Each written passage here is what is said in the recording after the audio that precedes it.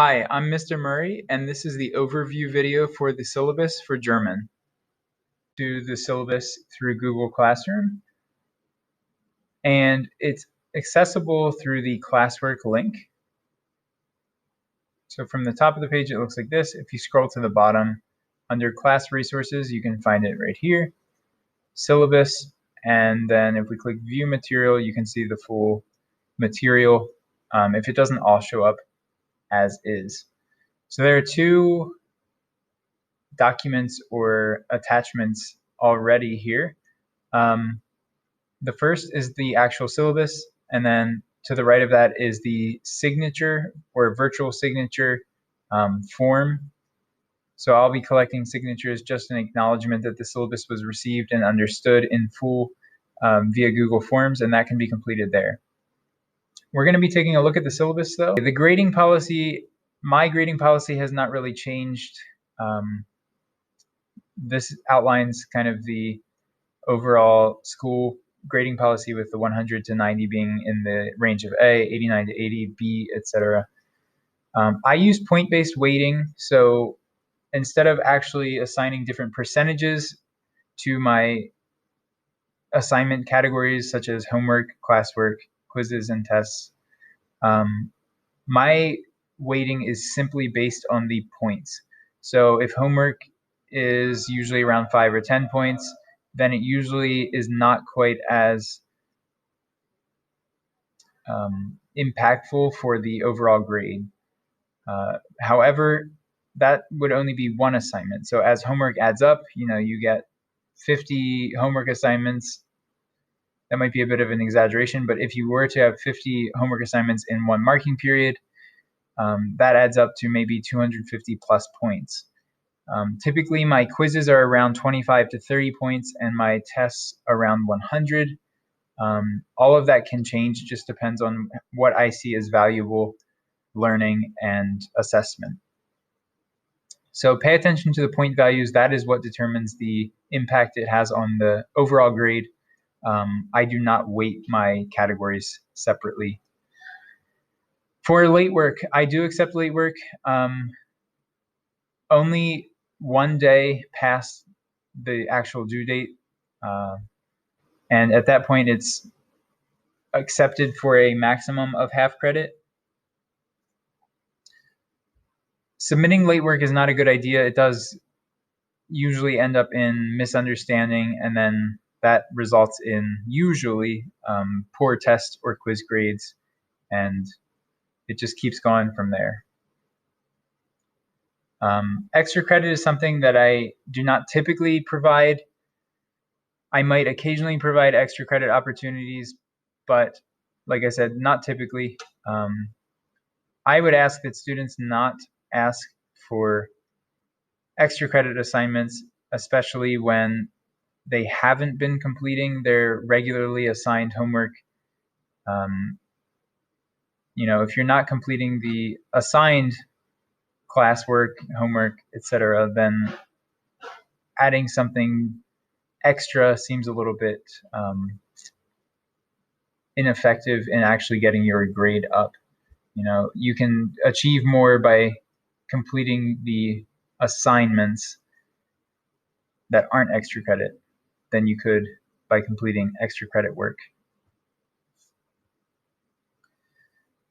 Okay, for attendance, my attendance policy, if you are late to first period without a pass from the attendance office, it's not acceptable according to our school policy, so you will eventually have to visit the attendance office. All of that is outlined in the school handbook, so all students should have read that. As far as passes go, you must have a pass if you are late to my period from any other teacher. Don't just come in and say that you were late because you were in so-and-so's room.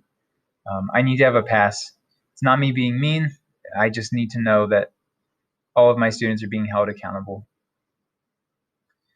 As far as absences go, if you are absent, as outlined in the school handbook, again, we do have our hybrid model this year. So if you are absent due to illness, you should be either reporting as hybrid or If a family member is ill, reporting as hybrid, and then when you're sick, you have those 2 to 3 days to make up that work.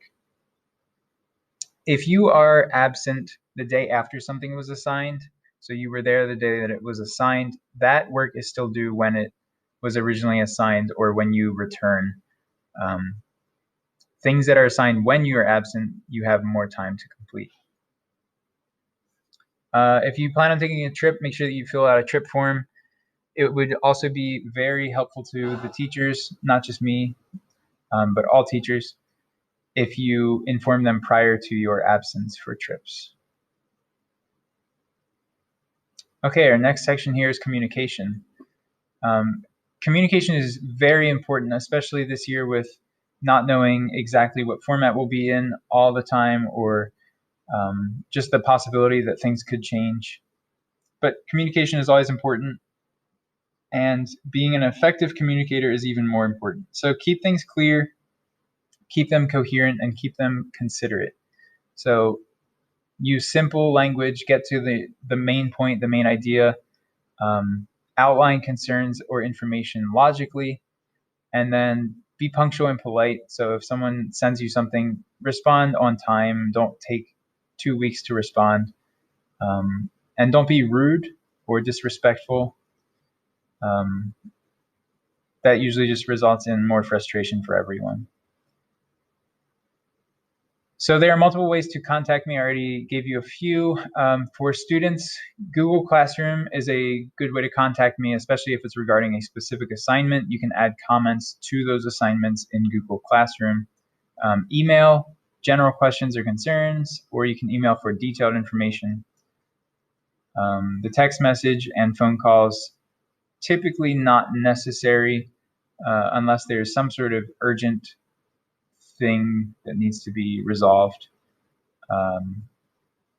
Google Meet is something that we could do, especially if we're virtual, but could also be done otherwise. And that's basically like a FaceTime or Skype call where you can see screens, so share screens and see each other in person, and probably hold a more appropriate conversation or a more formatted meeting of some sort. And then the last one is in person. So if we are in school and you have something that you need, a general question or concern, or even if it's some sort of sensitive information regarding grades or something, in person might be the logical choice there. Okay, I'm going to outline some technology. First of all, Google Classroom, class code is there. The submission process is pretty simple. There should be another video in Google Classroom that will be uploaded, but all you have to do is click the assignment, attach your documents if they're not already attached, and then you hit turn in, and that's as simple as it is. The Google Meet is also available on the Classroom page, and Google Meet is just a virtual learning platform, as I mentioned already. It's great for receiving assistance, asking questions, and receiving clarification. Conjugamos is a practice website, so we can do language practice regarding verbs, vocabulary, and grammar. Quizlet is what I use for my flashcards and vocabulary practice typically. And the link there, you can click that and join the class. Seesaw is something I use for online portfolios.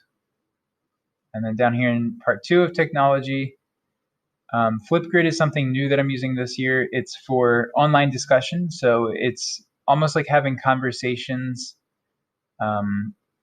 apart from each other and also at different times, but within the same conversation. So we can continually talk about the same thing, but we don't have to do it necessarily at the same exact time.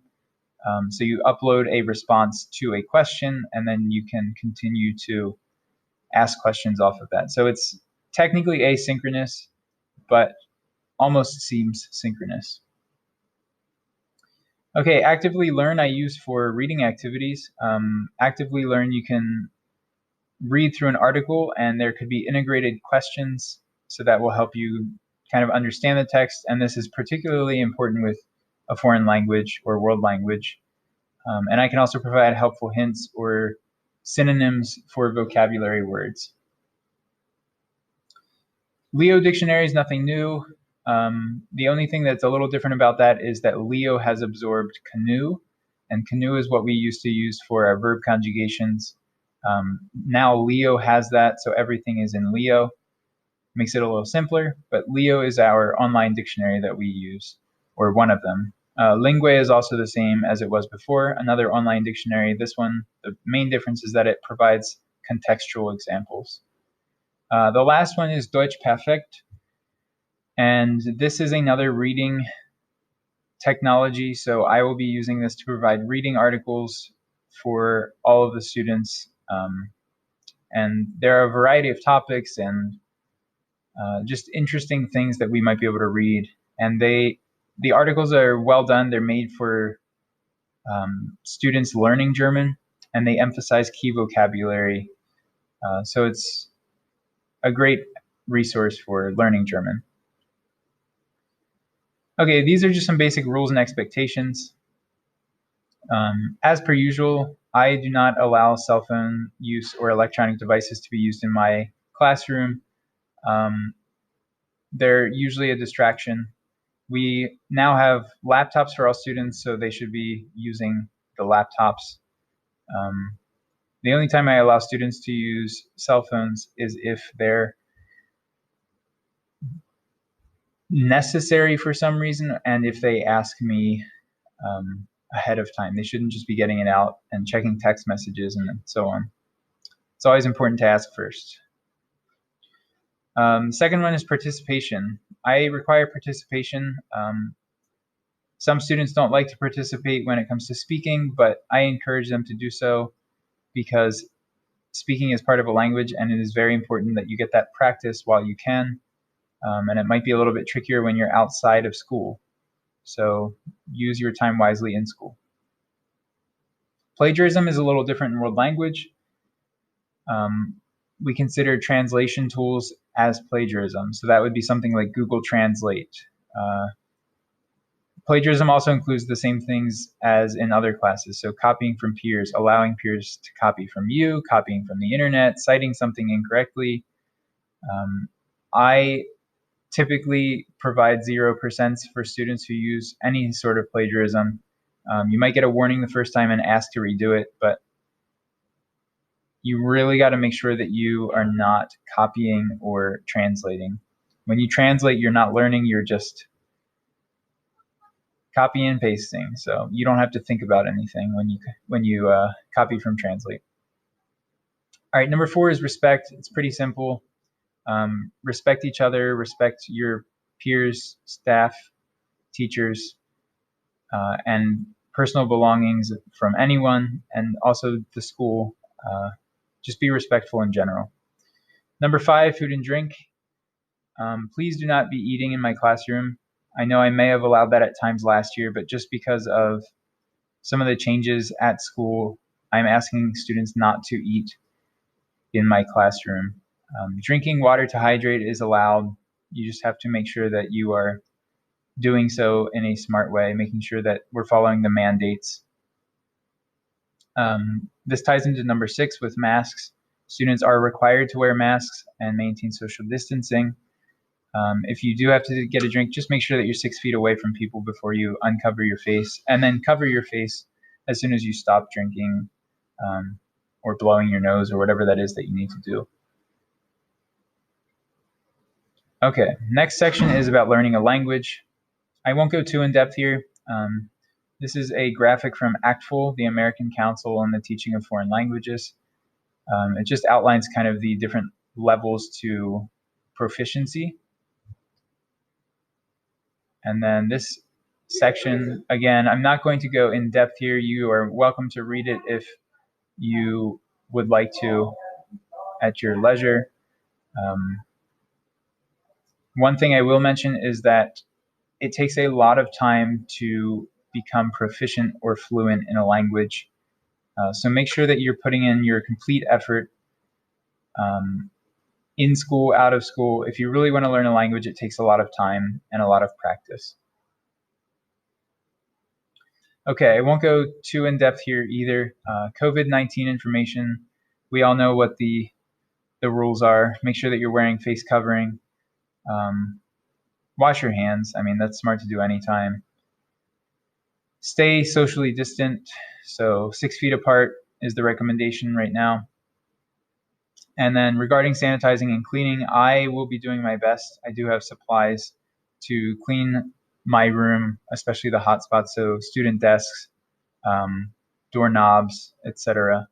I'll try to do that a few times throughout the day. Just a little bit about me. I did graduate from Red Lion Area High School in 2010. I went to Penn State and got my bachelor degree in World Language Education German option, graduated from Penn State in 2014. And I'm currently enrolled at Millersville University to obtain my master's in online teaching. And then just a little side note there, I also attended Philipps Universität in Marburg, Germany. That was in 2013. Some of my hobbies and interests, I like to travel, I like photography, watching movies, listening to music, and I like to be out in nature. So these are some pictures that I took down below. And then lastly, just some of my top travel spots that I've been to. Germany, Italy, Spain, Jamaica, and California. And again, these are some pictures that I took from there. So these two are Germany. This is near Italy. And then this is Jamaica, California, and California. All right, thank you for watching. If you have any questions, please feel free to reach out. My contact information is in this video. It's also available on Google Classroom, Skyward, or our school website. Thank you.